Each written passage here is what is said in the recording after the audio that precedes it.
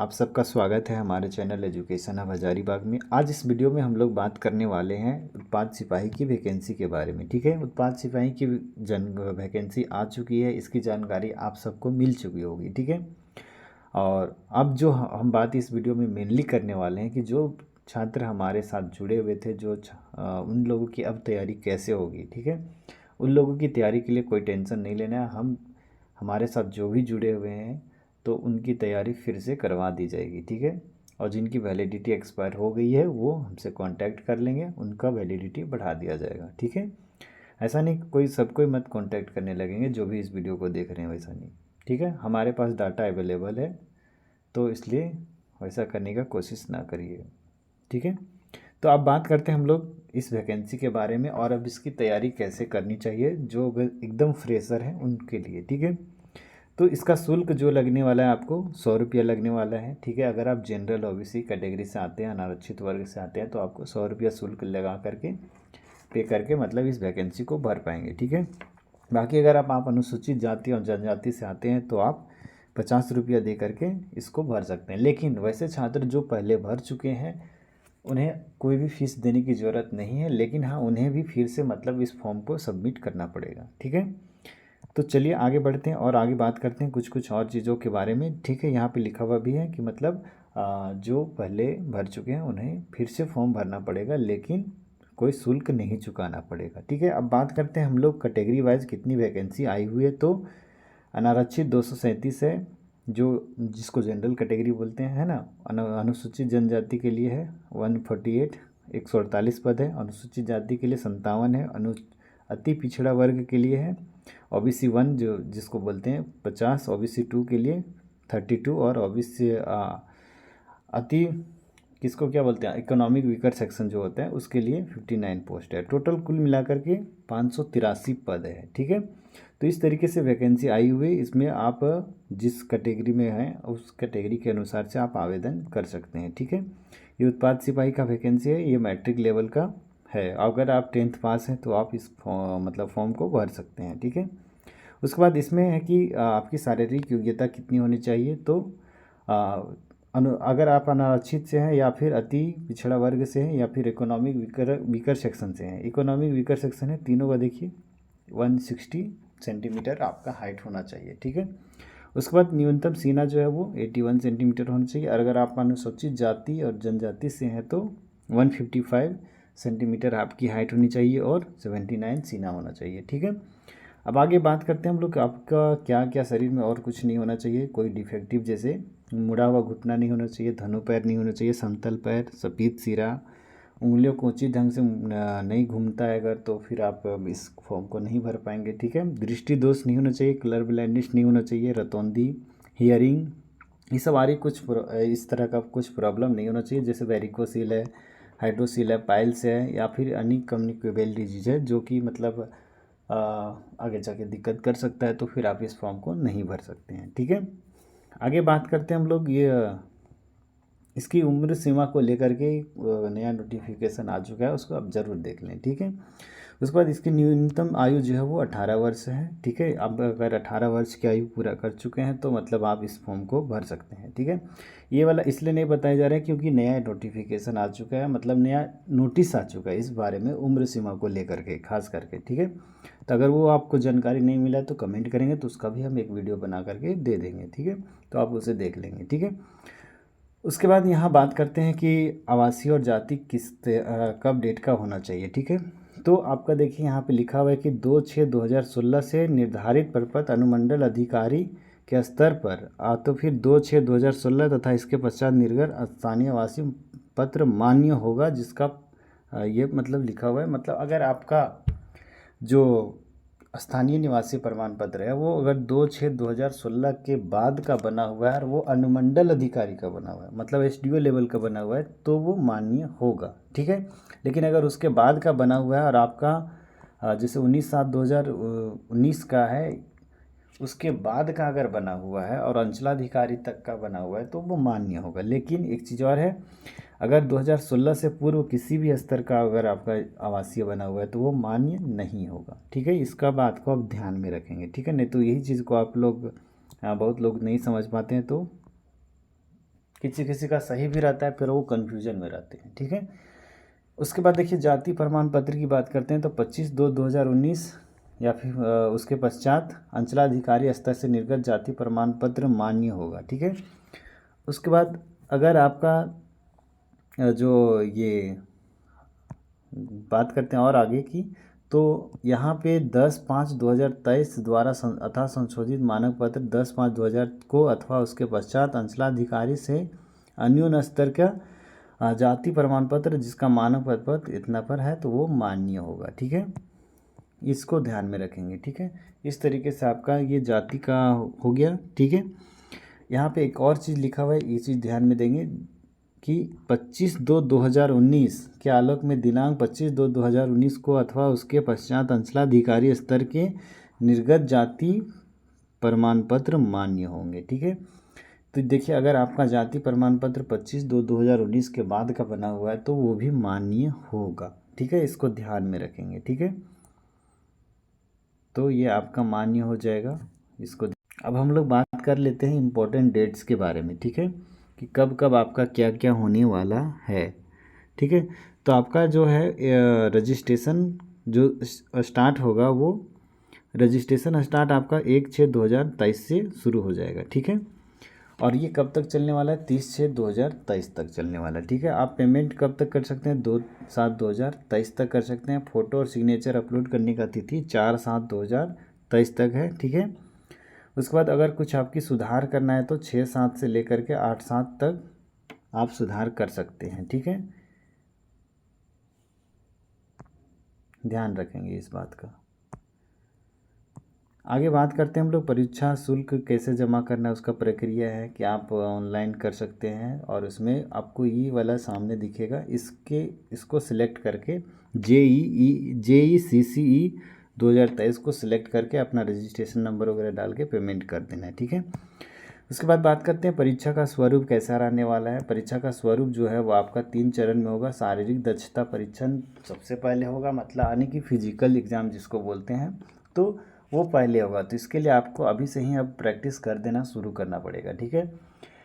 क्योंकि सबसे पहले क्या होता था कि पहले एग्ज़ाम होता था जो लिखित परीक्षा होता था, और लिखित परीक्षा जो पास करते थे वो फिजिकल के लिए जाते थे। लेकिन इस बार क्या है कि जो पहले फिजिकल में पास करेगा वो रिटेन देगा एग्ज़ाम, ठीक है। तो इसलिए आपका सबसे पहला स्टेप होता है कि आप मतलब फिजिकल की तैयारी करें। अगर फिजिकल में ही फेल हो जाएंगे तो फिर आपके आगे कोई चांस नहीं बनता है, ठीक है।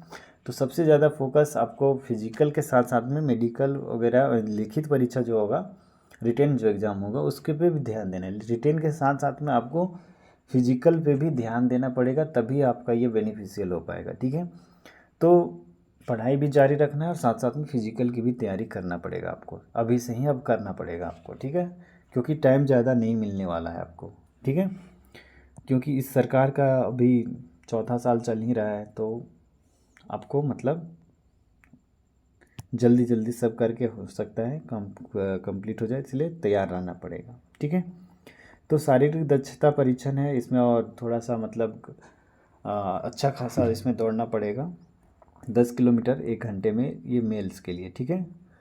10 किलोमीटर 1 आवर में, ठीक है। और 5 किलोमीटर दौड़ना पड़ेगा फीमेल कैंडिडेट को 40 मिनट में, ठीक है। तो इसको ध्यान में रखेंगे, और अभी से अगर नहीं तैयारी करेंगे तो आपको दिक्कत हो सकती है, ठीक है। उसके बाद लिखित परीक्षा की तो बारे में पता ही है, अभी हम आगे वीडियो में डिस्कस भी करेंगे इस बारे में, ठीक है। तो चलिए देखते हैं आगे।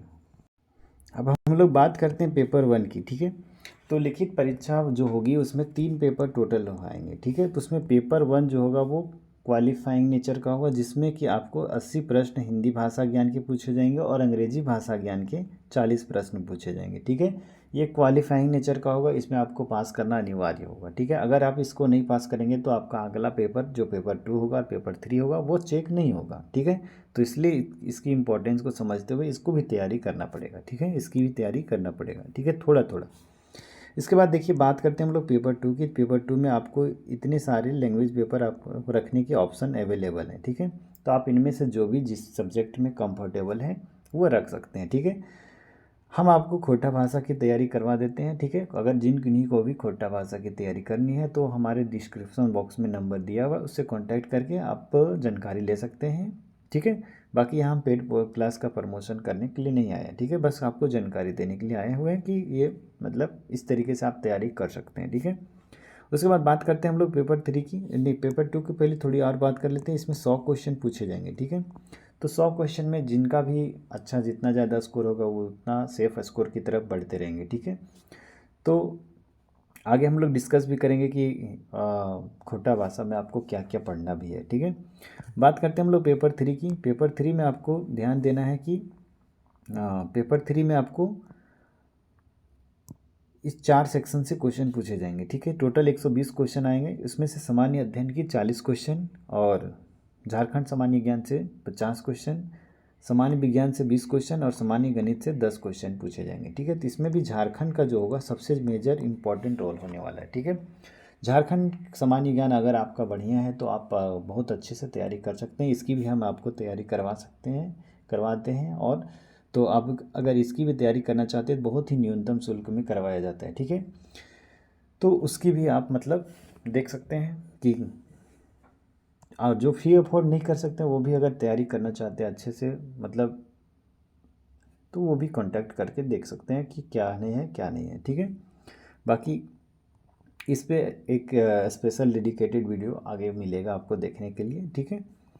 उसके बाद बात करते हैं हम लोग इसमें क्षेत्रीय भाषा का कुछ है। तो अब बात करते हैं हम लोग यहाँ पे मुख्य परीक्षा की जो परीक्षा होगी उसमें पेपर 1 जो होगा उसमें किस तरीके से क्वेश्चन आएंगे, ठीक है। तो हिंदी भाषा से टोटल 80 क्वेश्चन आने वाले थे। तो उसमें हिंदी अनुच्छेद पर आधारित 20 प्रश्न आएंगे और हिंदी व्याकरण पर आधारित 60 प्रश्न आएंगे, ठीक है। उसके बाद अंग्रेजी भाषा पे जो आधारित है उसमें अंग्रेजी पर आधारित अंग्रेजी अनुच्छेद पर आधारित यानी कि आपको पैसेज दिया हुआ रहेगा उसी से क्वेश्चन बना बना के आपको दिया रहेगा। बहुत ही आसान है, 2-4 बार प्रैक्टिस कर लेंगे तो ये बहुत बड़ा नहीं है, ठीक है। अंग्रेजी व्याकरण की आपको प्रैक्टिस करनी पड़ेगी जहाँ से आपको 20 क्वेश्चन आएंगे, लेकिन आपको कोई इतना ज़रूरी नहीं कि आपका 20 का 20 बनना चाहिए, ठीक है। नहीं तो बहुत लोग इस पर ही फंसे रह जाएंगे कि 20 का हमको 20 सही करना है। 20 को 20 सही करके भी आप कुछ नहीं कर सकते इसमें, ठीक है। आपको केवल इसमें पास करना है, ठीक है। आपको इसमें केवल पास करना है, तो पास करने भर भी लाएंगे नंबर। और बाकी जो स्कोरिंग सब्जेक्ट है जिसमें आपका मेरिट बनेगा उस पर ज़्यादा फोकस करने से आपको फ़ायदा होने वाला, ठीक है। तो जनजातीय भाषा का है। उसके बाद इसमें हम लोग सिलेबस को डिस्कस करेंगे। पेपर 3 की बात कर लेते हैं। तो इसमें आपको देखिए दिन प्रतिदिन की घटनाओं पर आपको ध्यान रखना है। खेल खिलाड़ी पे मुद्रा हो गया, राष्ट्रीय स्तर का जो भाषा है, पुरस्कार है, भारतीय भाषाएं के बारे में आपको जानना है, पुस्तक के बारे, लिपि के बारे में, राजधानी के बारे में जानना है, पर्यावरण, स्वतंत्रता आंदोलन, भारतीय कृषि संसाधन एवं प्रमुख विशेषता, भारत के संविधान, राज्य व्यवस्था, पंचायती राज, समुदाय विकास, झारखंड राज्य की समान जानकारी। इसमें भी आपको मतलब जो 40 क्वेश्चन झारखंड सामान्य मतलब सामान्य ज्ञान के आने वाला है उसमें भी झारखंड का 2-4 क्वेश्चन मतलब 2-3 क्वेश्चन देखने को मिल जाएगा, ठीक है। और स्पेशल झारखंड संबंधित से जो है उसमें तो 50 क्वेश्चन आना ही है, ठीक है। तो इसकी भी तैयारी बहुत अच्छे न्यूनतम शुल्क पे कर सकते हैं, ठीक है। उसके बाद सामान्य विज्ञान की भी आपको तैयारी करवा दी जाती है यहाँ पे। तो आपकी इसकी भी तैयारी बहुत अच्छे से कर सकते हैं, बहुत अच्छे से कर सकते हैं, ठीक है। उसके बाद गणित की अगर बात करेंगे तो उसकी भी करवा दिया जाएगा। बहुत ज़्यादा क्वेश्चन तो इसमें पूछने की ये नहीं है, 10 क्वेश्चन मात्र पूछा जाएगा, लेकिन ये मेरिट बनेगा तो ये इंपॉर्टेंट रोल रखता है, ठीक है। ऐसे बहुत ही नॉर्मल क्वेश्चन आते हैं इसमें। 10th लेवल का एग्जाम है तो बहुत हार्ड लेवल का क्वेश्चन नहीं आता है, आराम से बन जाएगा, इजीली बन जाएगा, ठीक है। दौड़ की बात कर लिए थे हम लोग पहले ही कि पुरुषों को 10 किलोमीटर की दौड़ करना पड़ेगा पूरा 60 मिनट में, ठीक है, यानी कि 1 घंटे में। और महिलाओं को 5 किलोमीटर की दूरी पूरा करना पड़ेगा 40 मिनट में, ठीक है। अब हम लोग बात कर लेते हैं आगे। अब आगे हम लोग बात कर रहे थे ये खोटा सिलेबस की बात कर लेते हैं कि खोटा में आपको क्या क्या पढ़ना है, ठीक है। तो इसमें 3 खंड में आपको पढ़ना है। तो गद्य भाग, एक व्याकरण है और एक निबंध है, ठीक है। 3 भाग मेनली है, 3 भाग मतलब डिवाइड किया गया इस सिलेबस को। तो इसमें कहानी पढ़ना है, एकांकी पढ़ना है, नाटक और लघु उपन्यास के बारे में पढ़ना है, ठीक है। इसके लिए सहायक बुक की बात करें तो कौन कौन दिया गया, खोटा गद्य पद्य संग्रह, जो खोटा इसका प्रकाशक खोटा साहित्य संस्कृति परिषद बोकारो है, ठीक है। और 2 डाट जिरहुर फुल है। इसकी 2 बुक को पढ़, इस 2 बुक में जो भी मतलब एकांकी, कहानी, नाटक ये सब है तो वो सब मतलब आपको पढ़ना है, ठीक है। उसके बाद व्याकरण में संज्ञा, सर्वनाम, कारक, लिंग, निर्णय और मुहावरा और कहावत पढ़ना है, ठीक है। बस इतना ही पढ़ना है, ऐसा नहीं कि आप JSS CGL का जो सिलेबस है उसको कवर करने लगे, ठीक है।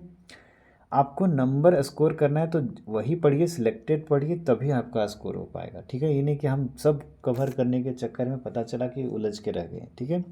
तो उस तरीके से उलझना नहीं है, ठीक है। तो आप ना उलझें, इसके लिए ही हम लोग मतलब कोर्स चलाए हुए हैं, तो उसमें आप जुड़ करके इसका पूरा पूरा बेनिफिट उठा सकते हैं, ठीक है। तो जुड़ने के लिए लिंक का डिस्क्रिप्शन में लिंक का नंबर दिया हुआ है, उस पर आप कांटेक्ट कर सकते हैं, ठीक है।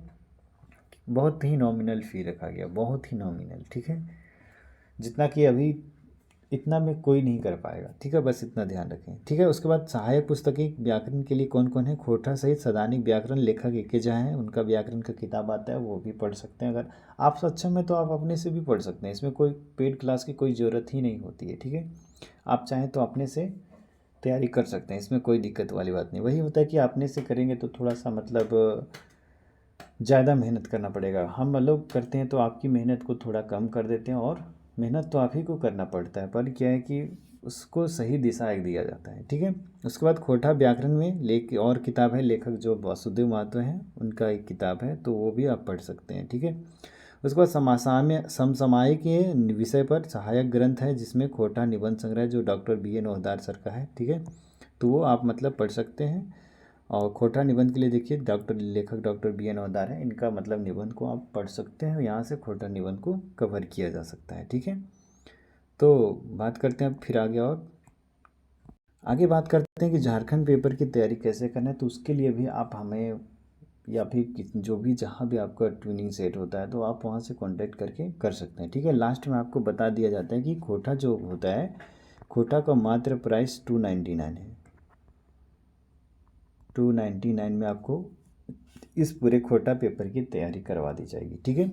और अगर आपको झारखंड GS करना है, झारखंड GS जो इस सिलेबस में आएगा, आप इसके लिए कैसे जानेंगे कि कैसे क्वेश्चन आएगा, तो आप प्रीवियस ईयर जो इसका एक एग्ज़ाम हुआ है उसमें आप देख सकते हैं कि मतलब कैसे क्वेश्चन आए हुए हैं, वहाँ से आपको एक आइडिया लगेगा कि क्या मतलब कितना लेवल तक आपको पढ़ना है, तो उसकी भी तैयारी आपको 299 में हो जाएगी, ठीक है।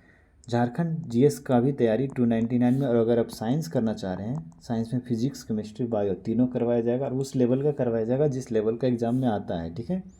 तो साइंस का भी आपको तैयारी मात्र 199 में हो जाएगी, ठीक है। तो आपको जिन किन्हों को भी जुड़ना है तो वो लिंक नीचे एक डिस्क्रिप्शन बॉक्स में दिया हुआ है, एक नंबर दिया हुआ है, उस पर आप और भी जानकारी ले सकते हैं, जो भी आपको जानकारी चाहिए, ठीक है। बाकी मिलते हैं फिर अगले वीडियो में। एक झारखंड नगर पालिका वाला वैकेंसी आया, उसकी भी डिटेल ले आते हैं, और एक चीज़ ध्यान में रखेंगे कि उसमें फिर बात करते हैं उस बारे में, ठीक है। और कुछ बोलना था पर उस वैकेंसी में ही बात करेंगे।